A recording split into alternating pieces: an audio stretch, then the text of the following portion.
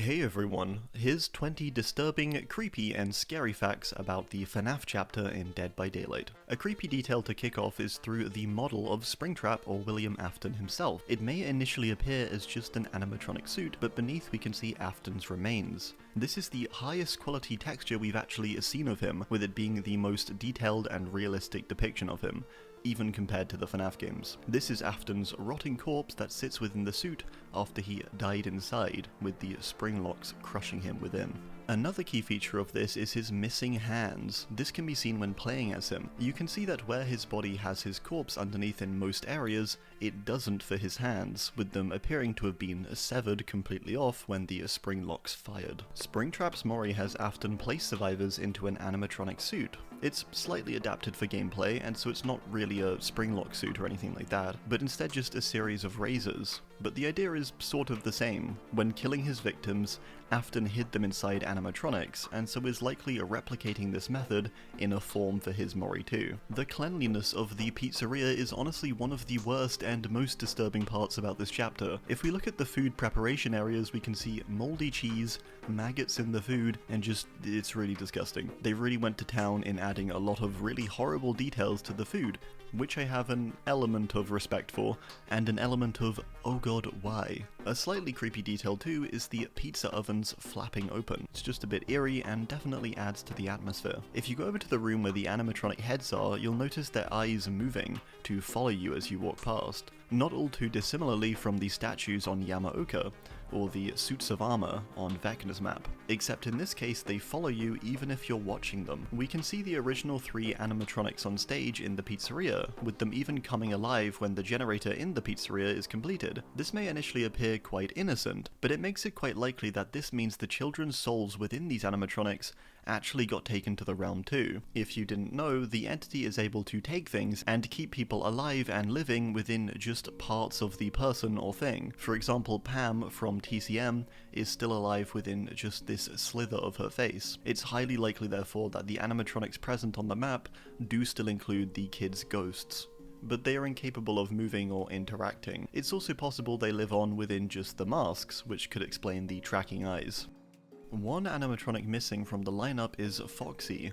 Where is Foxy is a question that many have been asking, with him being one of the greatest threats in FNAF 1, where he's able to quickly move from Pirate Cove and attack you in the security office in seconds by sprinting at you. You can find Foxy plushies around the map, and Springtrap has a Foxy's Hook add-on, yet no Foxy. This suggests that Foxy could be present somewhere, hiding and getting ready for a jump scare, or simply Foxy was taken somewhere else by the entity, given another purpose. It doesn't look good for him though, with the various add-ons referencing a possible fate, such as the torn curtain from Pirate Cove, as well as Foxy's own hook being used as an add-on by Afton. In DBD's lore, Afton ages incredibly quickly, with him at one moment being spring-locked and the next finding himself in the realm. This all happens within moments, despite him actually decaying after being locked in the suit for around 30 years. The entity seems to accelerate this process, with him experiencing this passing of time, yet still being conscious for only a brief window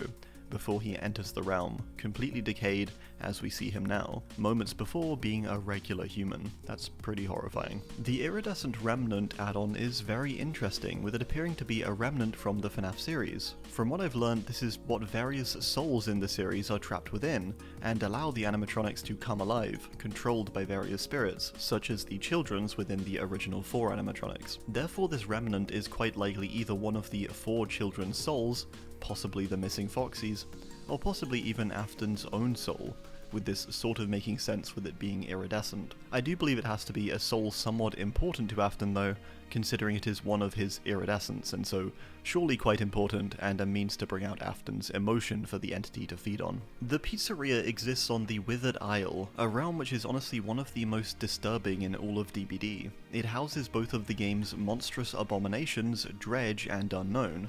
Dredge with its map The Garden of Joy, and Unknown with its map Greenville Square. Whilst these places don't have any direct connection, it seems likely that the thing that bridges them is actually intense entity presence. The garden, for example, had an overlap situated on top of it, this being a crossing between the entity's realm and the real world. Greenville's theatre also had this, with both places having an increased number of strange occurrences because of this. It's likely therefore that the pizzeria had an overlap too, and may have even been the cause of many of the atrocities that took place there, aside Afton's clear present evil being accounted for. We can see on the map a number of the entity's claws piercing out from the environment, showing off that the map clearly has an intense entity presence. On the map you can find an Endoskeleton Workshop in one of the rooms. I don't really have much to say about this aside it just being really creepy and very disturbing to look at, these uncovered animatronics. The skeletons beneath are really creepy looking and don't feel at all fitting for a children's pizzeria. But hey. The security doors and security room itself is also pretty creepy. It appears to be an out-of-time, out-of-place version of the FNAF 1 security room, hovering in its own sort of dimension that can be traversed. Whilst in here it's possible to be jump scared by Springtrap if a survivor and Springtrap cross through it at the same time. The room itself also seems trashed or abandoned,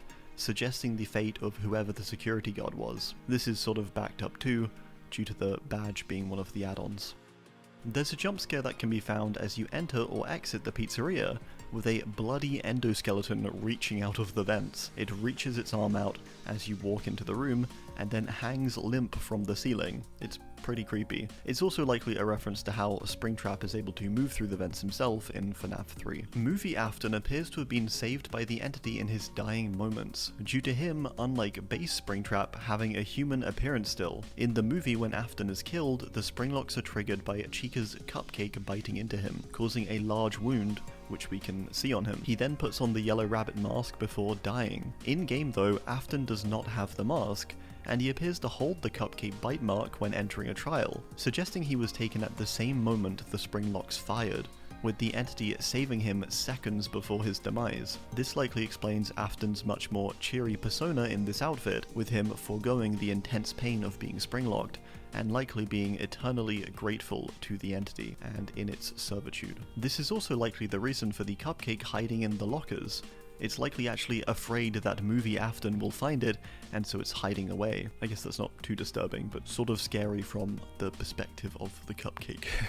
Toxic Springtrap is quite interesting based on its description. It seems to have appeared from out of a lost realm potentially, said to emerge from the depths of corrosive despair. Afton's mind is said to swim with disturbing sensations, as cysts grow out from his body, which we can see all over him. These purple pustules, which have expanded out the skeleton within, bursting out of their main suit, with some of it melting too. All that mass is presumably Afton's rotten body, affected by the plague-like substance, causing it to expand within. Veins are said to coil around his appendages, creating more organic tissue. It seems to almost expand across him. Super creepy and also just really disturbing sounding. Seems like a blight type effect almost. This corrupting substance transforming and even confusing Afton himself, which is quite the feat. Clown Springtrap is a version of Springtrap that interestingly seems to be imposed upon Afton by the entity. By the description, Afton seems actually sort of confused as to why he looks the way he does, wondering why he has clothes as he typically doesn't give them to the animatronics. The fog itself appears to mold him to its will. Even when he tries to resist the change by rubbing away the clown makeup, it doesn't shift. It's pretty creepy honestly, and seems to even freak Afton out a bit, with the entity imposing this new form onto him, and certain substances like makeup instead being part of his physical body seemingly, and not actually, like, painted onto him. Glitchtrap is also a really interesting version of presumably Afton, although I think that's a bit contended. Glitchtrap is actually digital, with it being made manifest by the entity. The flavor text even states, "A mascot from the machine, a virtual manifestation of evil made flesh in the entity's realm," which is super creepy. The entity has taken this digital being and transformed it into something with flesh, blood, and a body. There are remnants of Glitchtrap's digital origins, however, with how it seems to phase around, glitching out of reality and moving places quickly. Glitchtrap also has a really creepy alteration to the Springtrap Mori, with them shushing the survivors instead of screaming at them. It's super eerie, but really creepy too. Glitchtrap also breaks the fourth wall by waving directly at the player, which is horrible to think about. Glitchtrap knows you are there, watching.